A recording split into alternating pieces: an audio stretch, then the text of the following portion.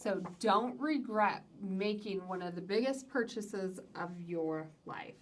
So this was super interesting to me. Laurie had read a study over in Clever Real Estate that over 93% of recent home buyers that purchased a home in 23 regretted. I have regrets or have concerns regrets about purchasing that home. This is nationwide, not our clients, not just our state, but nationwide. Right. So which was up, 72% felt that way in 2022. So there's a lot of variables that go into that, and I just thought it was an interesting topic, and I wanted to talk about it and cover it here, because a lot of you guys are, possibly thinking of moving here to Denver, possibly thinking about moving your family here to Denver, purchasing a home, finding schools, finding jobs, finding neighborhoods, enjoying that Colorado lifestyle. So what does that look like, and how have we helped our clients avoid that feeling? Because, we talk to our clients all the time. In general, our clients are very happy and have positive feedback, but what have we done to help mitigate this obviously huge problem? Mm-hmm. And I think there's 5 things that you can do right now when you're thinking of purchasing a home here in Denver to know that you're making a good, solid investment for your family. Know this is a good decision, and we're going to break down how we do that with our clients here in the Denver area. So I want to go back, though, to that study. So of that 93% of home buyers that why did they feel like they had, regretted their decision? And of that, 56% of people felt like they were in over their heads financially. And I think maybe that has to do with cost of living and general inflation numbers. Not knowing your numbers, maybe, getting emotionally involved, and we're going to talk about all that. But I wanted to get these, lay the foundation, and then we're going to talk about how we avoid these. So, okay. But also 62% of those people struggle to make their payments on time, which is interesting. So again, buying with emotion, not knowing your loan terms, we're going to talk about that.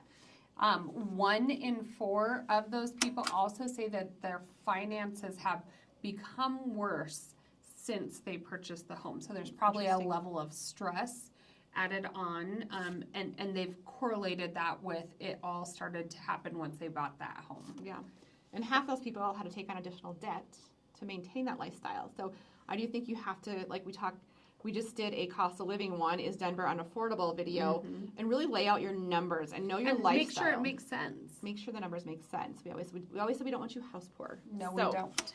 Of those 93% of the people that regretted buying their house, 42 blamed interest rates, which we all know what that is right now. We're hoping they come down. 42% said the prices are just too high. So it is interesting. And then what was my last stat I had? Which you had 42% of home prices are just too high. No, I already said that. Oh, 45% exceeded their they went budget. over budget. That darn budget. No, and I do think that that's very important.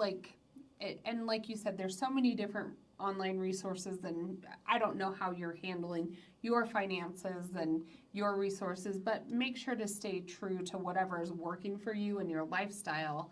And there might have to be a little bit of give and take, but with that being said, we can also help with that give and take when you're looking at, weighing out a home. Like we have a client looking right now, and we had even sent them, because they're asking for something that really is a different priced home. So we send that over, and then they came to the conclusion, really, we want to stay more true to our budget because we want that Colorado lifestyle and we don't want to be house poor. And I'm very glad that they thought that through instead of just making a rash decision. And right now with our market, we have a little bit of time to actually think and react properly to these questions. It's not going in there and having to make a decision. We used to go show houses and say, all right, you have 5 minutes to decide if you'd like to make this go talk over there and $500,000 purchase. Yeah. So we do have more time, which is nice. You can go home, have a glass of wine, a cup of coffee, talk about it, talk to the local lender, put some numbers to paper. We have a conversation with you on what that looks like with the details around that. So it is a better market for that. You can actually breathe, which is nice. Yes. So we're going to talk about the things that we're going to do to help you avoid that here in Denver, and what you need to do when you approach our Denver market when purchasing a home so you don't regret it. So let's get right to it. So everyone, I don't know if we have introduced ourselves, but I'm Kalene Zaabadick. And I'm Laurie Derickson. We're with Colorado's finest agency here in the whole Colorado Springs and Denver areas. So we do a ton of real estate here in Denver, along the whole Front Range. Actually, we'd love to help you guys make Colorado your home. And we're going to go through the numbers here. We're really good at running those numbers, making sure it's a good investment. We know our schools. We each have 3 kids of our own, so we know how important that is. We each have our own husbands too. So, so we know that's important, and finding that correct neighborhood that matches with your lifestyle. We do it daily. Check out our reviews. Put those numbers in your phone and give us a call or text. We would love to help you make that move. But now to get right to it, here is the 5 reasons why people regretted making their home purchase and how we can help you. So number 1 on that list when you pulled it, and I thought this was kind of interesting, but 33% of people that bought said that it was too much maintenance. Right. And I was like, what do you mean by that? But that meaning, say they bought a brand new home, maybe that they knew that they were going People to don't have think to. about this. I think it's interesting. Some of our clients, I'm like, remember. You're like, oh yeah, blinds, and oh yeah, I have to do landscaping. But then you actually put numbers to it, and it's a good chunk of money. Like, I'm doing this myself right now. You put blinds in a home, and depending on the size of the home, you're probably anywhere from $5,000 to $10,000, even at just kind of basic window coverings. Mm-hmm. On top of that, you're looking at landscaping costs. Landscaping can be pretty pricey. We've had clients spend hundreds of thousands. Well, not hundreds. But they've like spent $100,000 in landscaping. The one client I talked to at our last event. I mean, you don't have to, but you can spend like. Well, that's what I'm looking at, about $30,000 to landscape, and I don't have a very big yard. And then on top of that, which is not in that landscaping number, was the actual fencing, which can cost you some money as well. So when we're looking at new builds with clients, I always want you guys to remember there's, you're going to put all this money down, you're going to close with these closing costs, and then you need to know, like a lot of times they'll require you within 6 months to put in that landscaping. Or you probably aren't going to want your neighbors to watch you get changed in the morning, so you might want put in some window coverings on that house. So you might need, a lot of times we can like negotiate some of this in. We're pretty good at that. Sometimes a refrigerator. We've done landscaping. Washer it just depends. and dryers. Mm-hmm. It just depends on what you have. But we have negotiated some of that in, especially some of those builders right now that are sitting on inventory homes. They want to get them off their books, and if it's a really good fit and you can walk into a brand new home, by all means, if we can negotiate in even at least like front yard landscaping or blinds or whatever, any of that really helps your bottom line when you're trying to account for what the true cost is going to be, and that's maybe the extra maintenance that people had some regrets about. Now, with that being said, flip it over to maybe they bought a fixer-upper. An existing home. Mm-hmm. And I think when you buy an existing home here in Denver, depending upon your budget, a home could be, aged. And so along with that, you just need to know, one is have a good inspection. Yes. Run your tests. Some people skip like sewer tests. And don't skip on your inspection. Tens of thousands of dollars to fix something that could have been caught for $120. Radon is high, so mitigation is a little bit, but also you want to look on regional buildings and see the age of the roof, see the age of the furnace, see the age, those big ticket items. Due diligence. Yes, I would say. Well, and with that being said, when you're buying an existing home or even a brand new home, I'm dealing with this myself, even if it is newer or, maybe the oven was fine at inspection, you're purchasing a home and things do break. So you also want to make sure and keep in, your little backup account so that when those things come up, you aren't like, you want to be a what responsible do I do? adult. Yeah. So make sure you're just accounting because you're making a purchase and things are going to go bad, but let us help you do the due diligence for, like Laurie said, all of those major ticket items. Like, we want to make sure you aren't going to have to replace your furnace within 6 months after purchasing the home. Yeah, or, get your home warranty. So that's number 1 is people regretted it because there was too much maintenance. So that's kind of how we're going to help you avoid that one. Okay. The second one is they bought too quickly. 30% said they bought too quickly. Which they didn't have time to think about it, which we talked about, and maybe they didn't. To me, there's kind of pros and cons to if you think about, a lot of our clients move here from out of state, and some of them don't even come out here. Some of them just buy, which is fine. We're really good at trying to help you talk through that, but you need to know where you want to live, know the areas. A lot of people are like, oh, I wish I would have bought somewhere else. Or you have kiddos, you got to know those schools or HOAs. Well, and that's what I was going to say, because I was saying I kind of think this is a double-edged sword and a pros and cons, because if you are a family moving here and you do have kids, you're gonna have to kind of like jump all in, because what happens is people come here and maybe they even rented right away and their kids get settled into a certain school, and then it's hard to pick up your kiddos and move them schools again. So really let us help you with doing some of that due diligence so that when you're getting settled in, whether that's renting or buying right away, that your family's in an area that's at least kind of where you want to be, so that when you do go to buy, whether that's right away or 6 months down the line from your rental, that you don't have to pick up and move the kids again and have juggle that again. Denver's a big area, so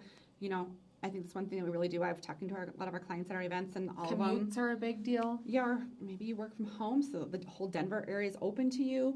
But all of our clients, their kiddos are happy at school, which is a big deal. So I think you really, when you buy too quickly, I think they're just saying, like people are just saying, I wish I would have known the area better. I wish I would have known more about the details of this house. I think that's what we're really good at, is listening to people's lifestyle, and slowing down and talking to you about exactly what you want in that lifestyle here in Colorado, and helping you navigate. And suggesting some places that maybe you aren't bringing up, or like, if you're looking here, and this is your price point, maybe let's look over here too. I know it doesn't, you've read these online reviews and, everybody's tough behind the screen, but let me take you over there. It's actually pretty cool. So we do that a lot with people, and just suggest new things for them to get you outside of that box, to really know what you're, give you options. Right. So too much maintenance, bought too quickly, and then spent too much money, which I think is interesting. So 58% of homeowners said they overpaid. And I always tell our clients, we do not want you to be house poor. Yes. I mean, that's a whole budget thing. We always sit down and talk to you about it. What are you comfortable spending? Some people, it's not a huge issue. Some people, it really is an issue. And so there's a couple things I want to talk about when we look at that. One of them is with a new build, is you have to be prepared for those property taxes. A lot of times with a new build, the loan officer will qualify you based on the land cost and not the actual closing cost of property taxes. So when you look online, you'll have an $800,000 home, and it'll say the property taxes are $600. Well, they're not. No. They are closer to maybe $4,000, maybe $7,000, depending upon the location. So you have to run those property taxes into your mortgage payment, not the land property taxes. Well, and that's what, you really should be connected with a very, a well-qualified lender that not only knows their numbers, but knows our area. Yeah. Because of that. There's tax rates for different areas and different planned unit communities. There's metro areas and metro fees on top of just your tax rate. There's mill levy taxes as well, and so that lender really needs to be taking all of that, plus HOAs and insurance and all of those numbers. Like, for instance, if you're buying near parts of Boulder right now, because of those fires that they had, your insurance rate may be higher than, maybe over in Aurora in a different area, because of what's in that, not so far past. And so their insurance is a little bit higher over there. But a good lender who knows not only their job and their numbers well, but also our area, is really very valuable, because you can really focus in on the total number, and then we can make adjustments from there. Like, okay, you can afford a $750,000 home. That's not the line item that you're struggling with. It's just we're in this area and the tax rate's a whole lot higher, so let's just avoid this area. And it's really easy to walk into a new build or homes, and you can watch people's budgets tick up as we see different homes, because they see that glorious kitchen. Or you walk into a new build and you see those upgrades. I always say it's like when you walk into a new build, for especially at the design center, write down your needs versus your wants, and know what it is that it's going to look like for you, because it's like going to the grocery store without having a list. You're going to spend a lot more if you're hungry and going to the grocery store not having a list than if you know what you need. And so it's the same thing when you're looking at existing homes and new builds, as I think people tend to overspend because, you know, what's another 20,000, you know, in it, those 20,000 increments They literally say that. What's another 20,000? And it's not like loan terms, but they can add up quickly. So yeah. It's just kind of interesting. I just want you to think about that. So spending too much was another reason. So we kind of help you guys navigate that and kind of look at it from a realistic standpoint. Yes, you're going to spend this much money. What does that mean to your bottom line?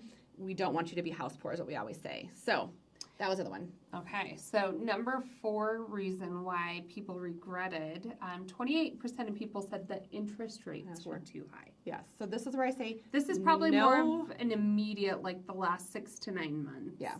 I say know your loan terms. That's what I want to tell you. Know your loan terms and know what they mean. And, you know, sometimes you people will have these national lenders, which is fine, but I really want you to be able to talk to that lender and talk to them about what that looks like. So when you go to new builds, they'll talk about a rate buy down. People don't know that a rate buy down in a year is going to go up in percentage interest rates. Or some of those loan products have balloon payments at the end of them. So is it adjustable? All those kind of things. Can you refinance for free? So some of our clients will have lenders that will allow them one time in the next year to refinance for free. And so that helps with those interest rates as well. Or recasting. I did talk about a client with that yesterday too. So there's another like loan term that's called recasting, and say you have an investment to sell, I don't know, in a different state, and then at that point you can throw down another $100,000 on your mortgage, and then you'd be able to recast the loan, dropping your payment. So there's a lot of different terms that a well-qualified lender can help talk you through. And like Laurie said, this, 28% of people saying that it was just due to interest rate. It could be more loan terms as well. Granted, there were some really high interest rates, but what is that lender that you locked in at offering? Are they going to refinance you for free within the next 4 to 5 months? Or in this market, we can get you some seller concessions to buy down that rate a lot of times as well. So let us help you avoid that one as far as that goes. So you have the maintenance, you have the interest rates, spending too much. The last one we want to talk about is the pressure to make an offer, which is what 23% said. So I want to say, don't go into a new build alone. Don't go into there. We love our new build reps. Oh, there is a couple reps that are super. I know they will get you. Like it's like. I think that's where we, as real estate professionals, sometimes get that used carsman. I know. I always tell you that mentality. But I'm thinking of a couple new build reps that. I mean, it's like they have these tactics. They'll just tell, like one of the tactics is you walk in, they show you all the bells and whistles, and they're like, well, do you want to purchase this $800,000 home? And you're like, I'm just going to think about it. And then 5 minutes later, they call you. They call us or call you and say, we have somebody else in here. We don't know if they're going to make an offer, but they're thinking about it. And I'm like, I don't think there's anybody there. But anyway, so a good real estate agent, I know we make a commission off of this, but a good real estate agent is not going to pressure you into buying a home. Like, that's not who we are. I think we have this conversation all the time with, I would say, 80% of our clients. And sometimes I feel like they even hold a guilt because we've seen so many houses. I say, you guys, this is our job. This is what we do. But on the other hand, if it meets all the boxes that you've been talking about, if it's sometimes it's the perfect house, then people just get like really nervous because it fits. And then that's where sometimes I'm like, well, what else do you want? Like, you asked for these things. It's checking these boxes. What else is missing? Yeah. But we've never pressure you. Like we don't pressure you, and we have one client lay it out there. One client pray. She said she's going to pray on it tonight. I was like, you pray for a couple days if you want. I mean, I can't guarantee the house is going to sit there, but I know it's a big decision. It's a big decision. And at the end of the day, we never want our clients to have that regret. No, that's one thing I think we're good at having clients at close and years later feel like this is such a good financial investment for them. And we've told our clients so many times to walk away. After we run those comps, and we're like, this is ridiculous. Well, you need to walk away. So I always tell clients too, just because a listing agent lists a home at a certain price, and just because the builder tells you that this home is valued at this, does not mean that value is there. Well, and we help kind of bring that mindset and that mentality back, because sometimes our clients do let their emotions kind of get in the way. They're like, or they're just overwhelmed and they don't know what to do. So we try to lay it out there from an investment standpoint and from a business standpoint, like, well, hey, the numbers make sense. It does check your boxes, or, you know, how big of a deal was this? Because you were saying you wanted that. This doesn't have it. Are you okay with that? And so we're good at listening. We're good at helping you try to take some of those emotions out so that you're making a good investment as well. So I'm going to talk about 6 things that you can do right now to avoid this, and we're going to break those down. Okay. So number 1, what you can do now is to make sure you have us run comps for you. Make sure that value's there so you don't feel like you're overpaying, whether that's a new build or an existing. So that's number 1. So number 2, don't let your emotions get the best of you, and let us help you sort out those needs and wants. It's hard to do when you're buying a new build. Yeah, just let those emotions go. We're making a business decision. Number 3, and this is what I always talk to clients about when we have these conversations, is know your wants versus needs. Ask yourself, is this your forever home? Because that's a whole different conversation than if you're just getting into the market here in Denver. So we can help navigate that, but write down your wants versus needs in a home here in Denver. And you took my number 4. I did? Yeah, it says, is this your forever home? Yes. Or no, is this your forever home, or are you just getting your feet wet into the market? That is kind of a hard one to swallow sometimes. But the reality is if you have a basic budget, you aren't going to get a grand home on acreage in the middle of Denver. We have a client right now who's, they have like a $500,000 budget, and they're like, they see what they can get first time getting here into the Denver market, but they're like, I don't know if that's the Colorado. So we're having that grieving period a little bit. Exactly. But the reality is that everybody's situation's a little bit different, and a forever home is very different than, hey, we're moving here, this is our strict budget, what can I get for it? And we're very honest with you about that. Right. Number 5 is don't go into it without a plan. So when you are thinking moving here to Denver, let's hop on a conversation, the phone call, let's discuss your timing, let's discuss neighborhood, let's discuss schools, jobs, commutes, so that way you don't regret buying that home. Maybe you bought too soon, you didn't know the area. Let's come up with a plan. Maybe you have a home to sell, a home contingency. Have a plan going into it. We can help structure that for you. Yep. And number 6, hire a good agent with good reviews and good feedback so that you're confident in the ability of your local real estate agent and that they have good knowledge of the market, the Colorado real estate contracts. Reach out to us. So just to kind of wrap this up, I do know that 93%, when I read that statistic to Kalene, she's like, that's kind of sad. I was like, are you sure we want to? She's like, that's kind of sad, but do know that the survey by Consumer Finances came out. It said homeowners in the U.S., which I love because we both own homes and rentals, but had a median net worth of $255,000 compared to someone who rents at $6,000. So that's a difference of 40 times greater between those two groups. Well, in making an investment, whether that's in, stocks, bonds, crypto, real estate, it's always going to be some sort of give and take. And owning a home is not always easy. You're going to have to deal with unexpected expenses and some upkeep and maintenance, but it does pay off. Real estate's such a good investment, and those numbers prove it. I bought my home maybe 8 years ago, and it's doubled. And I would never have made that if I rented because I would just be paying my mortgage. And so, or the owner's mortgage. So I do think it's one of the biggest financial decisions of your life. So trust the experts. Give us a call. We're really good at helping you guys make an informed decision. Factoring in all your emotions, all your stresses that come with moving your family, getting the correct schools, the location, selling your current home. So reach out, put those numbers into your phone. And we'd love to help you make that move. So from now, we're out from Colorado.